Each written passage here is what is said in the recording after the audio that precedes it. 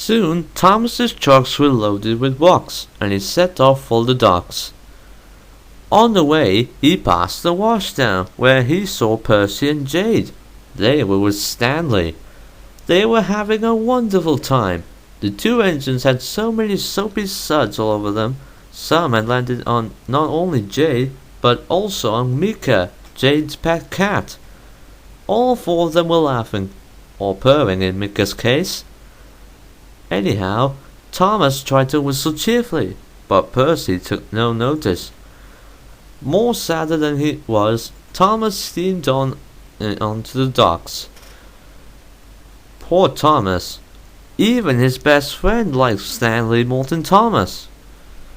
Flora was at Brendan with Emily. Then they saw Thomas slowly and sadly shunting his trucks. Flora felt sorry for Thomas.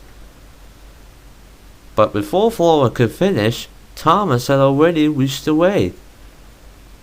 Flora could sense how angry and upset Thomas was.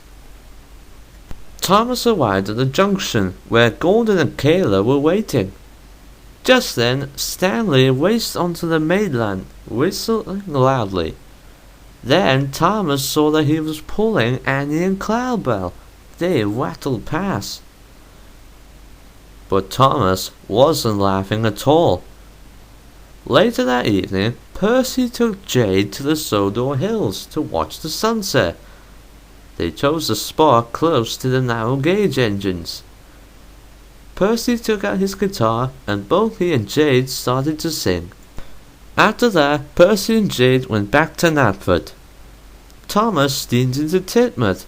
He was tired tonight. He wanted to be with his friends. Stanley was in his berth, and since Percy was his friend at Titmuth, Mitch took his berth. Stanley blew a high sound, followed by Gordon blowing a low sound, but suddenly Emily trembled a sound no one had ever heard before. All the other engines laughed, except Thomas. Thomas was so cross, he didn't say hi back. Thomas steamed away from Titmuth, wishing that Stanley had never come to Sodor. That night, as Thomas slept in his new engine shed, he had a terrible nightmare about Stanley taking over all Thomas's work and all of his friends. The next morning, Thomas was busier than ever. He wanted to show Stanley he was better than him. First, Thomas arrived at Brendan just as the Stilesville goods barge arrived. The load was a brand new state-of-the-art sound system Musa had ordered. It was huge. Cranky carefully loaded the sound system onto Thomas's flatbed and was tied down. Then Thomas steamed away back to Great Waterton. Next, Thomas collected Jack. Thomas was enjoying himself being in charge. It was his new dream job. And now he finally had the job he wanted. And with Musa helping, it made it extra special. Next, Thomas was bringing some heavy trucks. Sasha and Layla were examining a dangerous bend. Suddenly, Layla heard a whistle in the distance. But just as they were about to do anything, they saw smoke from behind the trees, which told them Thomas was hurrying too fast. Suddenly, Thomas came into sight. Thomas could see Sasha and Layla in front of him, and the bad bend. But Thomas came too fast, and he toppled right off the track and rolled sideways down the bank, and so did his trucks. Luckily, no one was hurt, but Thomas lays on his side in the ditch. Poor Thomas. Layla and Sasha looked at Thomas. Soon, Sir Topham had arrived with Edward and Rocky. Thomas was upset. His best day had turned into a nightmare more. Soon, Rocky had Thomas loaded onto Edward's flatbed. James took Sasha and Layla back to Great Waterton, and Thomas was pulled away. On the way to the repair yard, Edward had to stop at the signal. Just then, they saw Stanley steam by. Thomas watched as Stanley puffed round the bend. In the distance, he could hear everyone shouting, "Welcome, Stanley!" Thomas was crosser now. Edward's signal changed, and off they went again. Later, Yasmin arrived to see how the repairs on Thomas were going. But Yasmin had some bad news. She was about to tell Thomas what she was as Thomas steamed away from the yard. Then she saw Henry. Yasmin hopped on board Henry, and they steamed away. Meanwhile, Thomas arrived at the transfer yards to check on the little engines. But Duncan was too busy to notice Thomas. They steamed by a very worried Thomas. Duncan and Wayno didn't even say hello to him. Next, Thomas saw Percy at a signal. Thomas didn't want to hear any more about Stanley.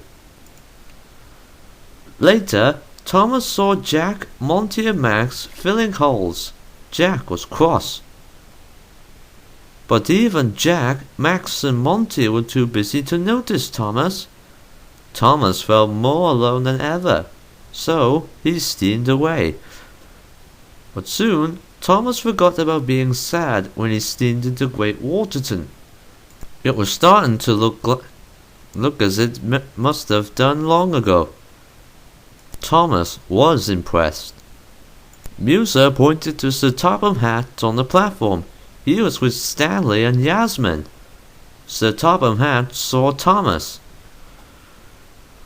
Thomas whistled back, but very quietly. But Thomas tried to forget Stanley being there. Thomas looked at Yasmin. But Thomas was too upset to listen. He had lost the most important job of all, the job he wanted more than ever. Yasmin gasped. She had never heard Thomas say anything like that before, and neither did Musa. Later, Thomas was talking to Stanley. But Thomas saw that Stanley was still smiling. Thomas watched as Stanley puffed away. Thomas had an actor for shunting trucks, but he still wished Stanley never came to Sodor, so then he could stay in charge. Then an idea flew into Thomas's funnel. Soon Stanley's trucks were ready as he returned. But Thomas knew the train was both too heavy and too long. Stanley started pulling the train up the hill leading out of the town. As he started to climb, the trucks became heavier and heavier. The couplings got tighter and tighter, and the strain was too much for Stanley, and he got tired. Stanley tried his best, but the chain was old. Suddenly he felt a snap, and watched as his trucks rolled away back down the hill.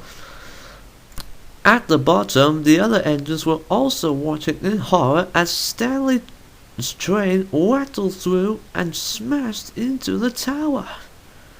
The tower crashed to the tower imploded in a cloud and showered dust and bricks. All the hard work was wasted. The engines were upset, and Thomas was worst of all. He knew it was his fault. Mitch arrived with Sir Topham Hatt and Miss Jenny, and when Mitch saw the mess, he was surprised.